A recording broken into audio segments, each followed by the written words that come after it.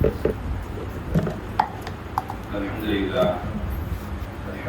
وحده والصلاة والسلام على من لا نبي بعده. கணியத்திற்குரிய எல்லாம் அல்லாஹ் ஜல்ல ஷானஹு வ தஆலாவின் வழியாகவே அல்லாஹ்வுடைய அவரும் கருணையினால் இரவு தொழுகையை நிறைவேற்றிவிட்டு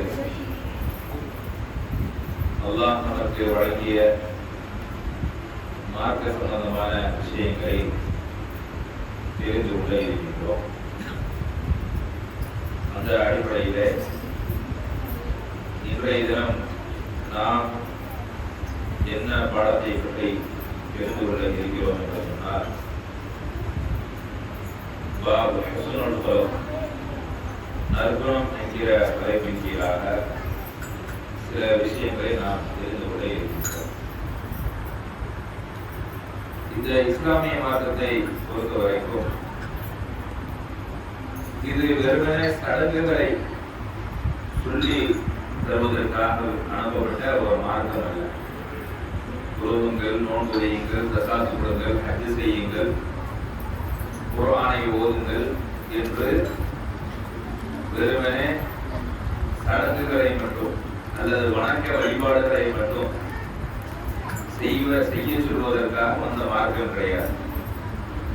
இஸ்லாமிய மார்க்கம் என்றால் என்ன என்று கேட்டால், இது ஒரு வாழ்வியல் முறை. ஒரு மனிதன் எப்படி வாழ வேண்டும் என்கிற ஒரு வழிமுறை தான் இந்த இஸ்லாம். முஸ்லிம்களாக இருக்கக்கூடிய முதலில் நாம் அதை நன்றாக புரிந்து கொள்ள வேண்டும். இந்த உலகத்திலே ஏராளமான கொள்கை உடையவர்கள் இருந்தாலும், ஏராளமான மார்க்கத்தை பின்பற்றக்கூடியவர்களாக இருந்தாலும், இருப்பதிலேயே மிகவும் அழகிய சிறந்த ஒரு மார்க்கம் இது என்று சொன்னால் அது இஸ்லாமிய மார்க்கம் தான் என்று நாம் எதற்காக வேண்டி சொல்கிறோம் என்று சொன்னால், எந்த மார்க்கமும் அந்தந்த மனிதர்களுடைய தனிப்பட்ட வாழ்க்கையில் தலையிடாது. தனிப்பட்ட வாழ்வில் அவர்கள் எப்படி வேண்டுமானாலும் இருந்து கொள்ளலாம் என்கிற ஒரு சுதந்திரத்தை அவர்களுக்கு கொடுத்திருக்கும். ஆனால் இஸ்லாம் மட்டும்தான் எப்படியெல்லாம் நமது வாழ்வில் தலையிடும் என்று சொன்னால், உதாரணத்திற்கு சொல்கின்றேன், நாம் கழிவறைக்கு செல்ல வேண்டும். கழிவறைக்கு செல்லும் பொழுது கூட ஒரு ஒழுங்கை நீங்கள் கடைபிடிக்க வேண்டும். கழிவறைக்கு செல்லும் போது கூட அங்கு ஒரு ஒழுங்கு இருக்கின்றது. அல்லாஹும்ம இன்னி அஊதுபிக மினல் குபுஸி வல் கபாயிஸி அப்படின்னு துஆவை நீங்க ஓதிட்டு போங்க. செருப்புகளை நீங்கள் அணிந்து செல்லுங்கள். அதே போன்று தூய்மையான இடமாக அதை மாற்றிக் கொள்ளுங்கள். அது கழிவறைதானே என்று அதை அசுத்தமாக நீங்கள் அதை வைத்துக் கொள்ள வேண்டாம். வெளியே வரும் பொழுது ஒஃப்ரானுக்கு என்று நீங்கள் சொல்லுங்கள். சாதாரணமா நினைக்கலாம், பாத்ரூம் போயிட்டு வர. ஏன்னா இன்னைக்கு பாருங்க, இந்த உலகத்துல எனக்கு தெரிஞ்சு அல்லது எல்லாருக்கும் தெரிஞ்சு சிறுநீர் கழித்து விட்டால் சுத்தம் செய்ய சொல்லப்படக்கூடிய ஒரு மார்க்கம் இஸ்லாமிய மார்க்கம் மட்டும். உண்மையா இல்லையா? எந்த பகுதியிலையாவது இன்னைக்கு நீங்க வெளிநாடுகளில் கூட போய் பாருங்க, தண்ணீர் என்பது அது இருக்கவே செய்யாது. இப்போ கொஞ்சம் தண்ணீரெல்லாம் வச்சிருக்கிறாங்க வளர்ந்து. ஆனா முன்னொரு காலத்துல பெரும்பாலும் இந்த டிஷ்யூ பேப்பர்கள் தான், பேப்பர்ல தான் என்ன செய்யணும், அனைத்தையும் சுத்தம் செய்து கொள்ள வேண்டும். இப்படி ஒவ்வொரு விஷயத்திலையும் ஒரு மனிதனை எப்படி தூங்க வேண்டும், எப்படி எழுந்திருக்க வேண்டும், எப்படி பேச வேண்டும், எப்படி வியாபாரம் செய்ய வேண்டும், குடும்பத்தில் அவன் எப்படி நடந்து கொள்ள வேண்டும், மக்களிடத்தில் பொதுமக்களிடத்தில் அவன் எப்படி நடந்து கொள்ள வேண்டும், அண்டை வீட்டாரிடத்தில் அவன் எப்படி நடந்து கொள்ள வேண்டும், தெருவில் அவன் எப்படி நடந்து கொள்ள வேண்டும், சமுதாயத்தில் அவன் எப்படி நடந்து கொள்ள வேண்டும். இப்படி ஒவ்வொரு விஷயங்களிலும் இஸ்லாம் நமக்கு தலையிட்டு அது ஒவ்வொரு விஷயத்தையும் சொல்லித்தரும். நீ இப்படி இப்படிலாம் செய்ய வேண்டும். அப்ப அதனால்தான் இந்த மார்க்கம் அல்லாஹ்விடத்தில் அங்கீகரிக்கப்பட்ட ஒரு மார்க்கமாக இந்த மார்க்கம் இருக்கின்றது. அந்த அடிப்படையில் தான் இஸ்லாம் 1000 தான் நமக்கு வணக்க வழிபாடுகளை சொல்லியிருந்தாலும் கூட, நமக்கு அல்லாஹ்விடத்தில் மிகவும் நெருக்கி வைக்கக்கூடிய ஒரு அமல் என்னவென்று சொன்னால், நல்ல குணம் எந்த ஒரு மனிதரிடத்தில் இருக்கின்றதோ அந்த மனிதரை அல்லாஹ்விற்கு அதிகமாக பிடிக்கும். ஒருவன் தொழுகிறான், இரவு தொழுவது இப்போ நம்ம என்ன செய்யறோம்? இரவு தொழுவது தொழுகிறோம், சரிங்களா? நல்ல நின்று தொழுகிறோம், நல்ல அழகான முறையில் ஓதுறோம், அல்லது ஓத முடியல கேட்கிறோம், நோன்பு வைக்கிறோம், எல்லாம் நல்லா பண்றோம். ஆனா நம்மளுடைய உள்ளத்துல வந்து தீய குணம் இருந்துச்சுன்னு வைங்க. தீய குணம்னா என்ன?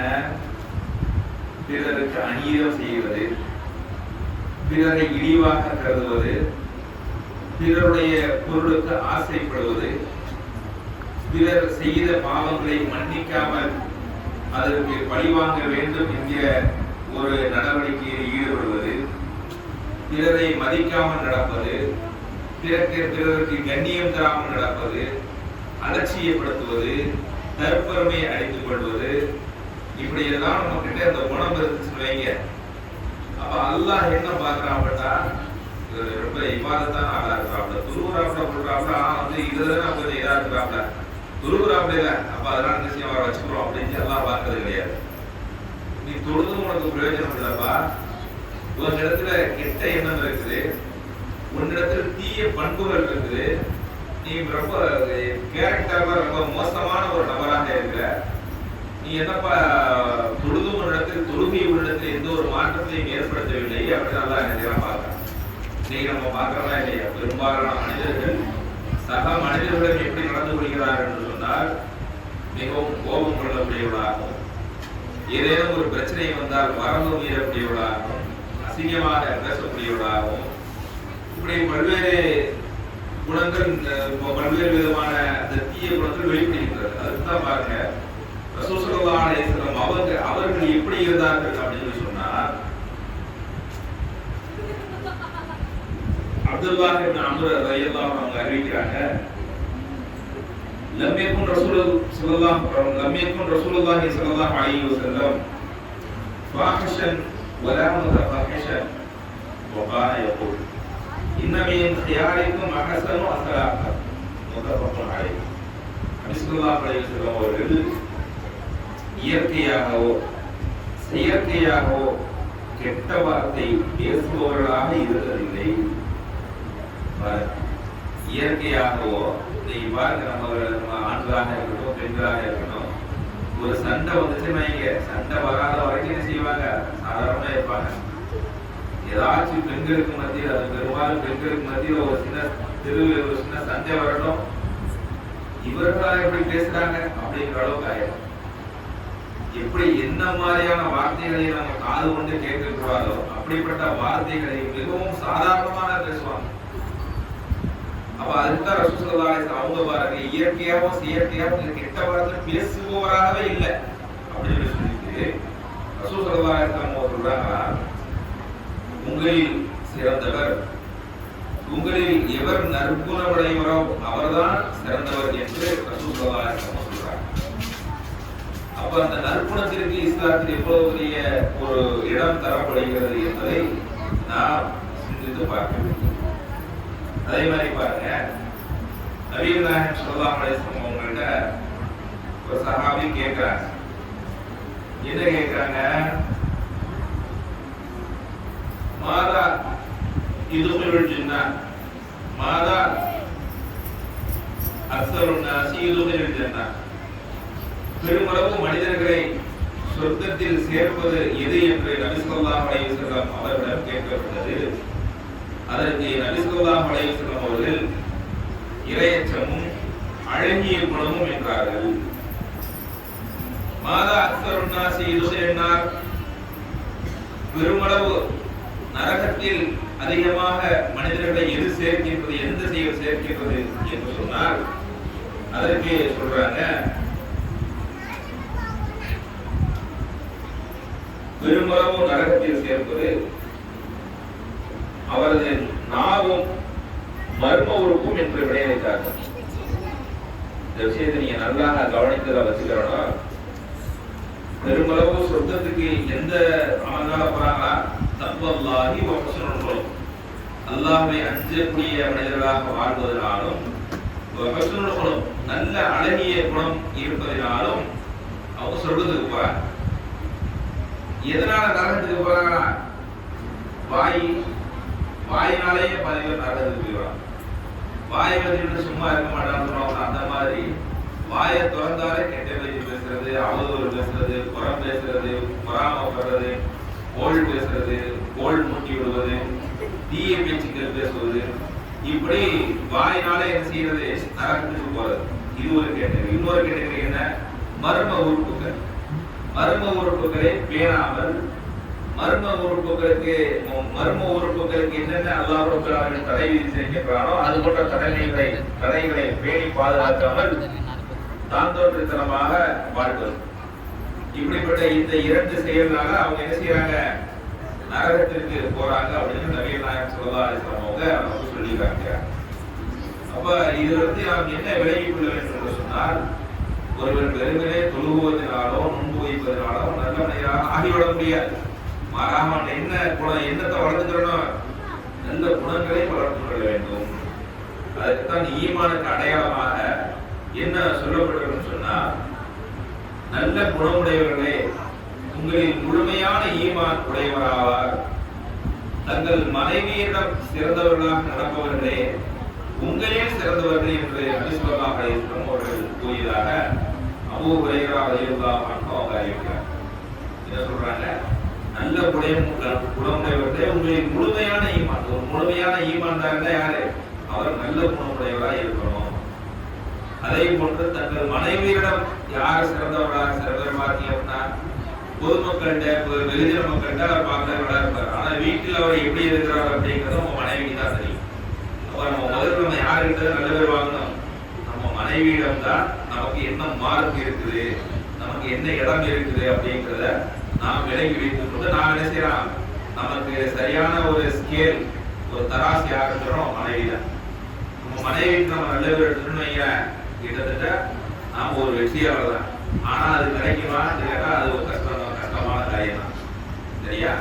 அப்ப அதனால அந்த ஒரு விஷயத்த நாம பார்க்கணும்.